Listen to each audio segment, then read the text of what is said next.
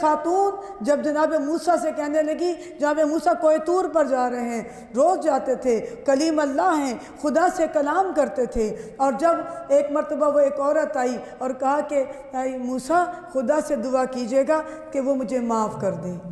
جناب موسیٰ گئے اور کہا کہ یہ خاتون میں آ رہی تھی، یہ کہہ رہی تھی کہ میری خطاؤں کو خدا معاف کر دے۔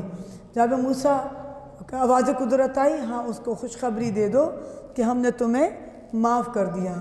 اب جب وہ واپس آئے تو وہ عورت انتظار کر رہی تھی اور پوچھا، کہنے لگی کہ آپ نے اللہ سے کہا کہ خدا مجھے معاف کر دے؟ کہاں اللہ نے بشارت دی، اللہ نے کہا ہے کہ اس نے تیرے گناہوں کو معاف کر دیا، اب تیرے نام اعمال میں کوئی خطا نہیں، کوئی گناہ نہیں۔ تو بے اختیار کہنے لگی، موسیٰ میں نے تو یہ بھی گناہ کیا، موسیٰ میں نے وہ بھی کیا، موسیٰ میں نے یہ بھی کیا۔ اب وہ پوری کہانی اپنی زندگی کی موسیٰ کے سامنے بیان کر دی۔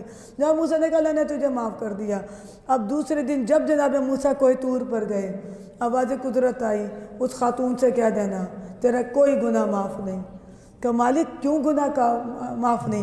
کہا کہ جب وہ گناہ گار تھی تو یہ میرا اور اس کا معاملہ تھا، اب اس نے تمہیں شامل کر لیا۔ یعنی کہ اگر خطا ہو جائے تو کسی دوسرے کو شامل کرنا بھی گناہ ہے، بلکہ اپنی خطا کی خدا کریم کی بارگاہ میں معافی کا طلبگار ہونا، اور اس کے لیے پروردگار نے کتنی قیمتی چیزیں ہم عطا کر دی، سب سے بڑھ کے تسبیح فاطمۃ الزہرا۔